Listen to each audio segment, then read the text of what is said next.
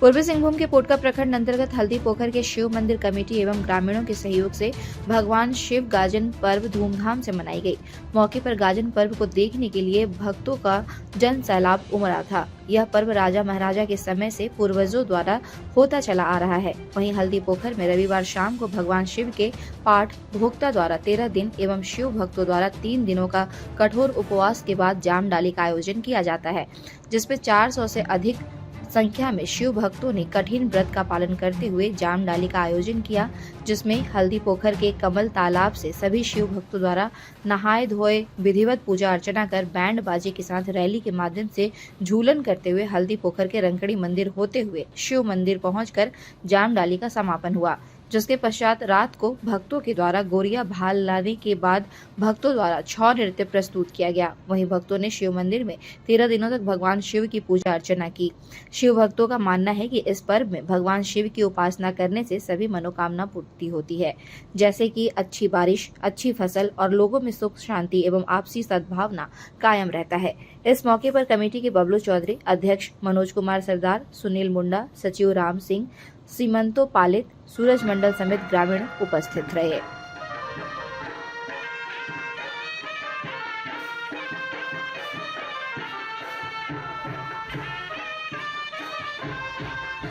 ये जो है ये पर्व राजाओं के युग से चले आ रहे हैं। ये पर्व 13 दिन का होता है। 13 भोक्ता का 13 दिन से एक पाठ भोक्ता उपवास में रहते हैं और 13 दिन का अंत में 13 दिन तक उसको हम लोग पाठ भोक्ता बोलते हैं।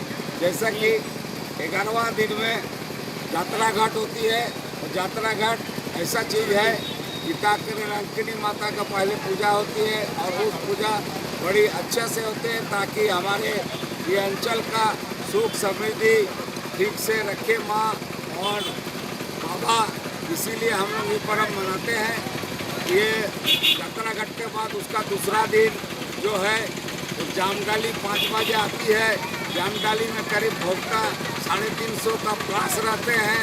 जामडाली होता है, उसके बाद रात 9:30 बजे गोरिया बाहर आता है।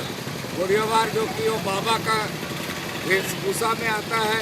वो पूरा गाँव घूमते हैं और गोरिया बाहर का डांस करते हैं।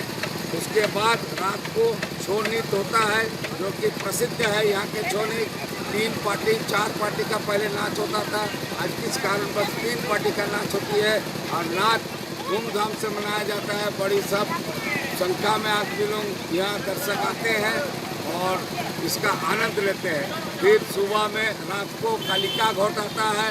रात 1 बजे निसी रात बोलते हैं उसको, उस निसी रात में कालिका घाट आते हैं। फिर सुबह जो है पाठ आते हैं। वो पाठ के बाद ये पूजा का अंत होता है और हम लोग वो पाठ का दिन पूरा पर्व जैसा मनाते हैं। हम लोग उस दिन नांगल नहीं, खेती नहीं जोतते हैं और घर नहीं छवाते हैं। हम लोग उसको मानते हैं और हर घर में मीट मछली का पूरा ये लेता है, लाता है और खाना खाता है, सबका आनंद उठाता है। और बुआ बाबा जो भोलेनाथ जी है उनका हम लोग साल में एक दिन उनके नाम से हम लोग उपवास करते हैं। और ये जो पर्व है ये हम लोग भोक्ता पर्व के नाम से जानते हैं।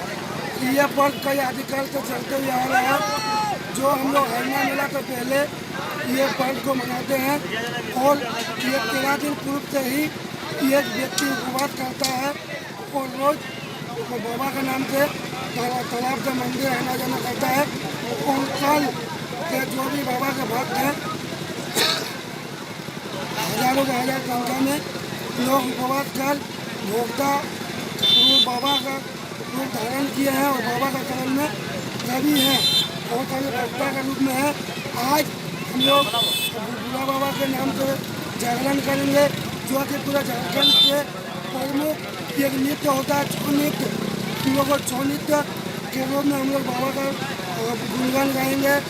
ये जो भी ये है हम लोग एक कला के रूप में लोगों को दिखाएंगे। ये पर्व हम लोग के कल तक समाप्त हो जाएगी।